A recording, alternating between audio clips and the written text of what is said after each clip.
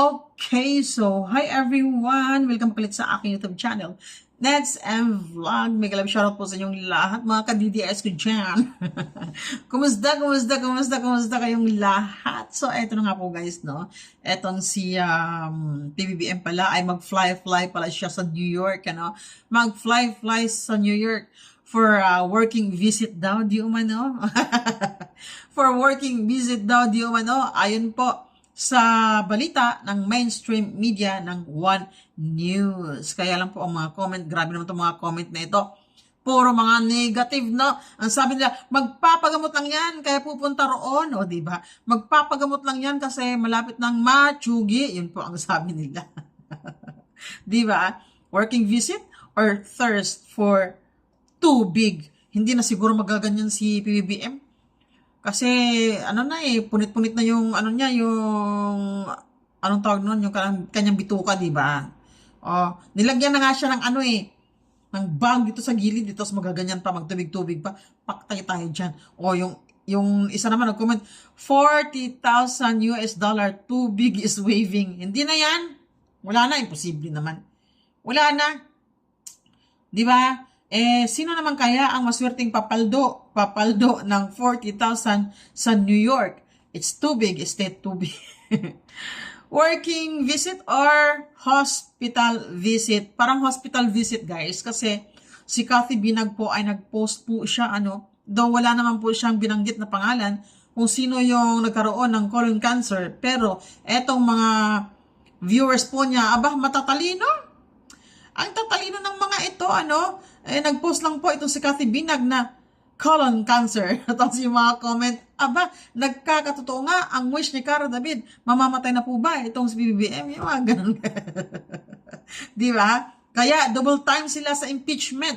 Kasi matik na yan, di ba? Totoo po. Kaya pala, double time sila sa impeachment, Sino kaya itong pinasasaringan or tinutukoy ni Cathy Binag na may colon cancer daw? O sino nga ba ang may diverticulitis? Tama ba ako? Diverticulitis. Sino nga ba? Di ba? Sino nga ba ang may bug, may belt bug? Sino nga ba? Di ba?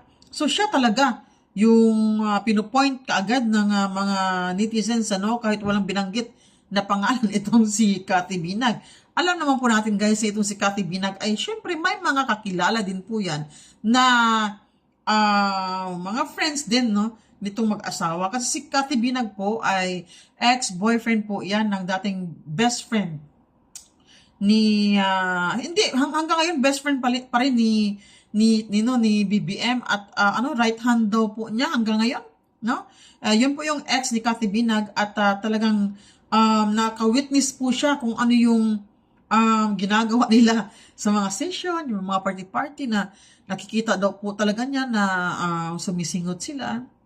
Tapos itong si F. Elisa daw ay inaalok po daw siya na you want, yung mga ganon. Pero sa Cathy Binag, never po siyang gumagamit ng ganyan, kahit nakikita po niya doon sa circle na gumagamit sila, nagpupulburon sila, pero siya hindi, tumatanggi daw po siya. So, yung iba naman, iba talaga kapag siningil ka. Good job, Cara David. Last stage, ilang months. Nice. Thanks, Cara David. Positive pa. In other words, tae no more. Nag-viral po itong comment niya. In other words, tae no more daw. So, ang dami po nag-reply sa kanya at nag-likes. So, yun po, yung post ni Cathy Binag. At may punto rin po itong nag-comment dito na kaya double time sila sa impeachment kasi matik na yan. Totoo po, gusto niyo po makita, na etong si Tito Soto ay umiiyak na nga ito, umiiyak na itong si Tito Soto. Ayan po, sabi niya, inaapuran na daw ni Tito Sen itong impeachment ni VP Sara. Hindi dapat ito patagalin. Kailangang matapos ito sa pinakamabilis na paraan, hindi ito makatarungan sa publiko at hindi rin makatarungan sa inaakusahan. Wow, excited. Itong si Tito Soto balak ata niya maging vice presidente, Kung ano mang mangyari kay PBBM, baka siya yung maging vice at si VP Sara ipapa-impeach nga nila kasi siya yung papalit. Ambisyoso, no? Ambisyoso masyado. Tapos, nung nag-file po ng impeachment, itong mga sila Dilimaw, aba, nandoon daw. Itong si Tamba, present daw doon. Kasi si Tamba daw, ay isa din daw po yan sa atat na ma-impeach si VP Sara. Kasi kung ano daw po mangyayari kay PBBM, siya daw po yung papalit bilang presidente. Yan po yung mga usap-usapan ngayon. Si Tamba ang magiging presidente at magiging vice. Itong atat atat ma-impeach si VP Sara. Itong si Tito Sen, si Itbulaga, no? mula apari hanggang hulo. Di ba? Pero, wala kayong magagawa. Si na yan nagsabi, ha? Si Drilon na yan ang nagsabi. Diyos ko po, hindi nyo kaya si VP Sara. Si Drilon na po yan nagsabi. Ayan po, ang sabi niya, harapin natin ang katotohanan. Si Sara Duterte ang pinakamalakas at kandidato sa 2028. Dilawan pa yan, ha? Dilawan pa yan ang nagsabi. Kahit anong gawin nila, di na kayang pabagsakin itong si VP Sara, guys. No? Malakas talaga ang mga Duterte, lalo na dito sa Mindanao. Visayas, Mindanao. Sa Luzon, malakas din po siya. Kaya nga sabi niya, harapin natin ang katotohanan si Sara Duterte, ang pinakamalakas na kandidato sa 2028. Kahit paanong gawin nyo dyan, ayan, parang mga siraulo to, Tingnan nyo ito sila Dilimaw, Ayan. Parang mga tanga ba? Nag-pray pa sila habang naglalakad. Diyos ko po, hindi pa kayo kinikilabutan yan? Hindi kayo nahihiya? No? Nag-Hail Mary pa sila habang naglalakad yan, guys. Napanood ko po ang video niyan.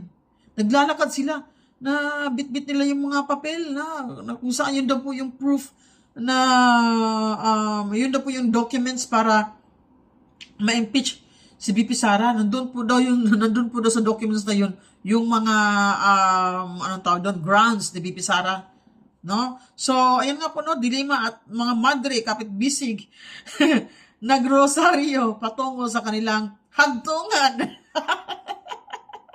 Dilima at mga madre kapit bisig na nagrosaryo patungo sa kanilang hantungan ang paghahain ng ikatlong impeachment complaint laban kay VP Sara.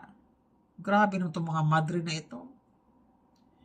Ganyan ba ang mga madre ngayon? Kinakampihan yung mali?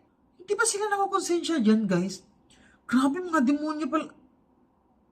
Mga madre ito, ha? Pero parang mga demonyo yata itong mga ito. Madre na demonyo? Wala po silang rights na maghusga. Hinuhusgahan nila si VP Sara, wala naman silang proof of evidence. At saka yung mga ebidensya nila, gawa-gawa lang naman yan. Yung kuha na nga mismo nagsabi na si VP Sara ay malinis. Yung mga confidential funds ay nagagamit sa tama. Ayan, ginagawan pa rin nila ng mali para lang ma-impeach kuno. Kaya lang po ay hindi nyo kaya si VP Sara. Yung dilawan na po ang nagsabi mismo si Drilon.